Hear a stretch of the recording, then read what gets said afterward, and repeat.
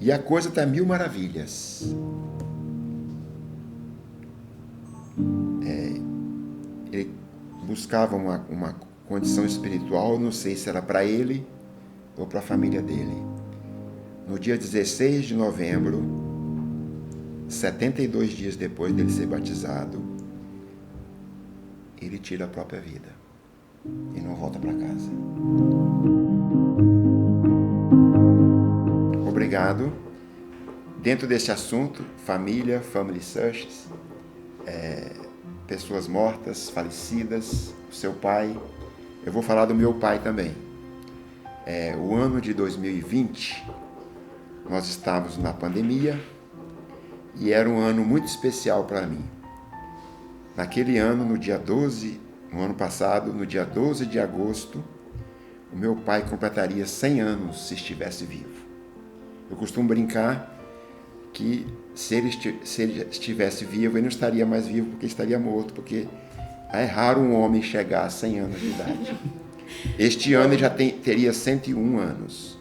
Mas toda a história dele é focalizada no ano de 1970.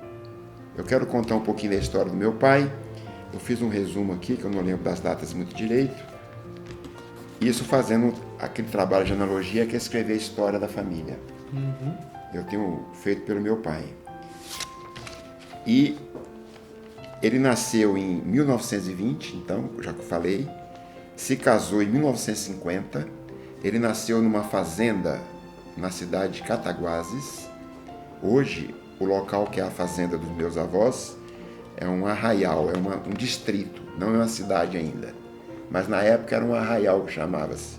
Então, ele mora na fazenda até os 19 anos. Aos 19 anos ele vai para Juiz de Fora servir o exército. Naquela época era tiro de guerra. E quando volta para Cataguases ele consegue um emprego. Ele serviu o exército bem perto da Segunda Guerra, né? Ele não foi porque ele tinha o pé chato. Deu sorte. Se salvou da guerra. Então ele trabalha num comércio da cidade. O prédio onde esse comércio ele trabalhou é um prédio tombado pelo IPHAN, é um prédio histórico da cidade. E ele junta dinheiro durante 10 anos e aos 30 anos ele se casa com a minha mãe. Com a Rosinha. A minha Rosinha. E ele abre um comércio em Cataguases e começa a prosperar. É uma mistura de armarinho, de material de beleza, de tudo que é coisa na cidade, era na Casa do Astolfo. Se chamava Casa do Astolfo. Casa do Astolfo. E ele participava do carnaval, vendendo serpentina, confete, tudo, papelaria, tudo, material de escolar, tudo era ele. Aí, quando chega no ano de 1960, 10 anos depois, ele está com 40 anos, eu estou fazendo uma pesquisa sobre a história da época. Há uma quebradeira geral pela crise do país e o comércio dele quebra. Ele entra em dificuldades e finalmente quebra. Vem com ele um desânimo, aquele negócio que eu não sou competente, eu não sou capaz, dá um desânimo nele, que mais tarde vai ser diagnosticado como depressão. É um princípio que ele tem ali. Então ele fica para baixo, aí ele vende o que teria lá na cidade ainda e resolve, em 61, um ano depois de dar cabeçada na cidade, ele resolve, eu já tinha nascido e a minha irmã Rosa tinha nascido. Em 1961 ele vem para Brasília. Brasília tinha menos de um ano de inaugurada, ele veio para Brasília. Aí nós chegamos em Brasília, estabelece em Taguatinga e abre um comércio novamente. Anima tudo. Nossa, mas nessa época Taguatinga existia o quê? Ele e terra. Sabe onde fica a capela de Taguatinga? Sei, lá perto do Anchieta. A nossa rua era na parte de cima da Avenida Comercial. Era o fim do mundo. Hoje é o centro de Taguatinga. Estaciona lá, Comercial estaciona lá Norte. hoje que eu quero ver. A casa existe, mas era um barraco na época, foi demolido, hoje é um prédio lá de 4 andares. CNB. CNB 14, lote 29. Morei ali. Nós moramos ali durante 61 até 68. Aí, nesse intervalo, nascem minhas duas irmãs, a Vera, em 64, e a Clélia, em 65. Quando chega em 68, o meu pai quebra de novo. Vocês conhecem a política do Brasil, ano de 68 foi um ano duríssimo. Ele quebra, comerciante. O normal de um comerciante é quebrar. E se manifesta nele de novo. Que é o destino de todo comerciante. Por isso que eu não fui comerciante. Começa a se manifestar nele de novo o ficar para baixo. Ficar desanimado, aborrecido, não quer fazer as coisas. Ele tinha essa casa em Taguatinga, tinha um carro, tinha um depósito onde ele guardava a mercadoria que ele vendia. Ele vende tudo isto e ele entra na casa do Guará, naquelas filas para a construção da casa do Guará, para receber uma casa, e nós vamos morar no Gama. E durante este ano que ele morou no Gama, ele ficou acamado. Ele começou a tomar medicamentos. Mas da depressão? Da depressão. E dormia o dia todo e ficava para baixo, e o patrimônio se consome todo nesse um ano. A minha mãe não trabalhava e os 4 filhos. Quando chega no final de 68, ele recebe a casa do Guará, começo de 69. A gente vai para o Guará e ele continua doente, não tem mais patrimônio. Ele vende a casa do Guará e nós todos voltamos para Cataguases, buscar o auxílio da família. Voltamos para Cataguases no começo de 69. Em dezembro de 69. Ele tenta se estabelecer em Cataguases com a ajuda dos parentes. Aí tem um estupor de pensamento nele, uma animação total. Parou de tomar os remédios. Em abril de 70, ele volta para Brasília, sozinho, para procurar alguma coisa aqui em Brasília. Ele tinha vendido a casa do Guará, não tem nada.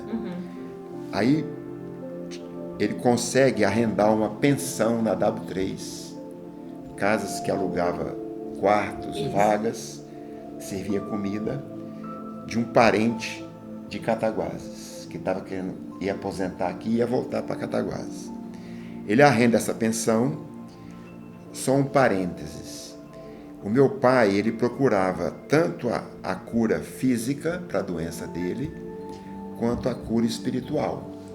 Você sabe que essa doença, a pessoa, é uma doença emocional, tipo uma doença mental.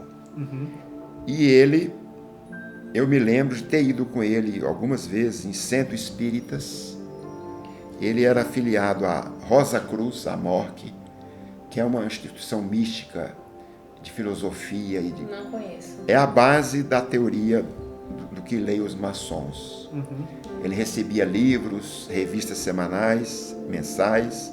Ele lia tudo isso, ele lia a Bíblia. Ele tinha essa busca, né? Ele tinha essa busca, tanto espiritual quanto da medicina, que na época era muito incipiente em Brasília. Então, Cataguases era pior ainda. Inclusive, não deram esse nome para ele. Não era depressão. Não era depressão. Não era. E tinha o estigma de ser é preguiçoso, não quer trabalhar. É tristeza, como é que fala? Inclusive, antigamente se falava, morreu de tristeza, né? Morreu de... Como é que fala? Na roça. Mas nunca deram um nome. Pois é uma doença... Desgosto.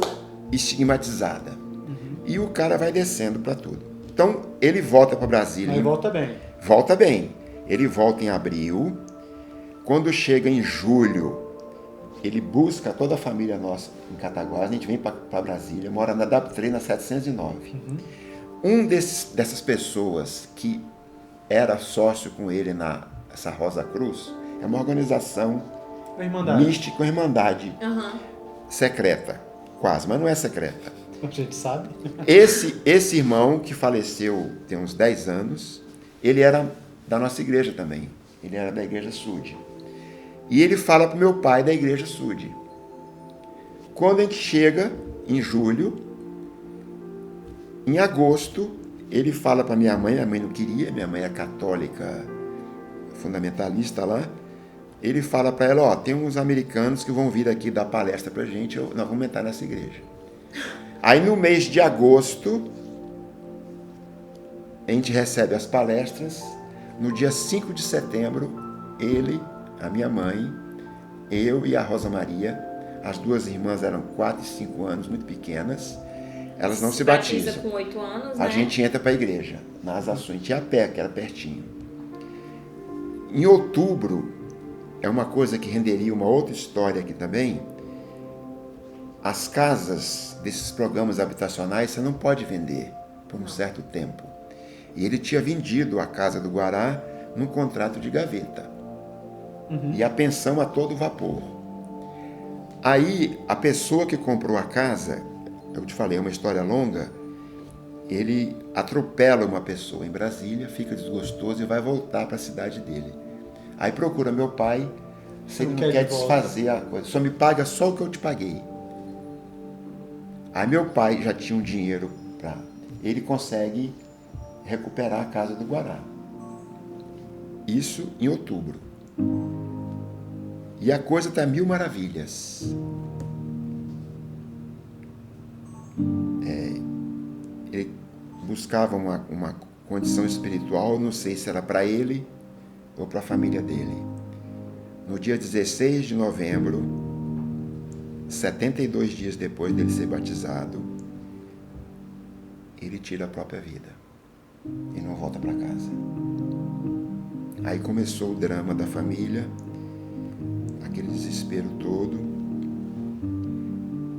Eu acho que ele viu que a família dele estava na igreja. Encaminhou. Quer dizer, ele talvez tinha feito um esforço de esconder a doença, vencer, mas a doença consumiu ele. E o que me motivou a falar isso na igreja? Aí vem a história.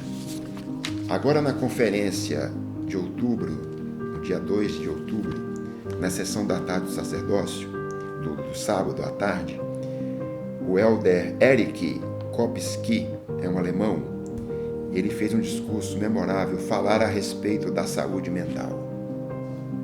Ele relata um caso que o filho dele, depois de nasceu na igreja, foi para a missão e com um mês de missão ele volta para casa e com tendências suicidas, depressão, conseguiu se salvar por causa da religião, por causa da medicina, por tudo. Então é um discurso memorável. E a coisa que eu achei mais importante aqui, voltando àquele assunto do estigma da doença, essas doenças não são um defeito de caráter.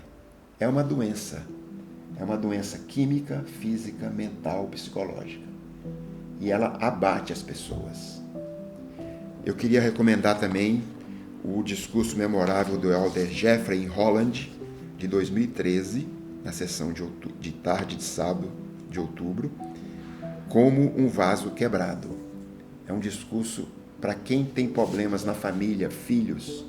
Eu sou professor, eu já perdi mais de 10 alunos nesses meus 25 anos de sala de aula por depressão. É uma coisa que acontece em toda a família. Apesar da nossa reunião aqui ser uma reunião de alegria, de contar histórias, eu peço desculpas que a minha história é uma história triste, mas é uma história de lições. Bem, lido esse discurso, no dia 2 de outubro, o bispo Wagner me convida para fazer um discurso no dia 17/10, para falar sobre família. Aí eu perguntei para ele, eu posso falar sobre a minha família? Pode, irmão. Aí eu fiz aquele discurso na aula, mencionando essa possibilidade. Então, terminando a minha história, o meu pai sucumbiu à doença, mas ele encontrou um porto seguro para a família dele, que foi a igreja. Se não fosse a igreja, a minha mãe não aguentaria o tranco, tinha 40 anos, com 4 filhos, numa cidade estranha. Tanto é que, com o apoio da igreja, os irmãos dela vieram para buscá-la aqui logo depois do enterro do meu pai, vamos para Cataguás, vamos voltar. Ela falou, eu não vou voltar, eu vou ficar em Brasília. Aí nós fomos para a casa do Guará, e 3 meses depois que a gente está na casa do Guará, eles fundam o ramo de Taguatinga e começa toda a história. Nós somos pioneiros do ramo de Taguatinga, somos pioneiros do ramo do Guará. E junto com a família do seu pai, do seu avô, que praticamente é meu pai também. Não sei se seu pai conseguiu vislumbrar que tudo isso pudesse acontecer, mas ele fez acontecer também, né? Que negócio, talvez inspirado pelo Espírito Santo, talvez não tenha visto, mas agora deve estar vendo o que ele fez. Eu acho que você, bem mais experiência do que eu, 5 filhos, um pouquinho de tempo atrás, mas a gente como pai, eu diria que 90%, se não 100% do nosso esforço é proporcionar para os filhos. É para a família. É proporcionar para a família, é dar esse passo. Então, tenho certeza que era a intenção, que foi a intenção, e eu fico grato muito pela lição. Eu gosto muito dessa frase, desse discurso, de que não é uma falha de caráter. Não é. É uma mensagem muito importante, uma lição muito importante da gente enfatizar. E ficar triste, ficar para baixo, isso é normal da vida humana.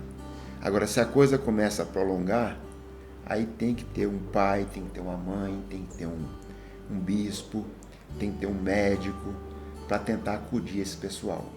É um sofrimento, é uma solidão, um solitário. Alguns não conseguem vislumbrar quem tem família em tentar deixar a família numa posição boa. Obrigado. Queria agradecer você, tio Astolfo, pela presença, por compartilhar essa história. Agradecer, amor, pela brincadeira e pela companhia. E agradecer vocês por estarem com a gente. Muito obrigado. Vamos que tem mais. E só pra falar uma coisinha, tio, não é só de histórias de rir, a gente tem aqui histórias que podem mudar as vidas. E eu espero que essa sua história, que pra mim foi muito especial, possa mudar a vida ou alertar alguém que esteja passando por isso. As histórias aqui são pra mudar a gente, o nosso coração. De verdade, muito obrigado por você ter vindo e ter compartilhado a sua história com a gente.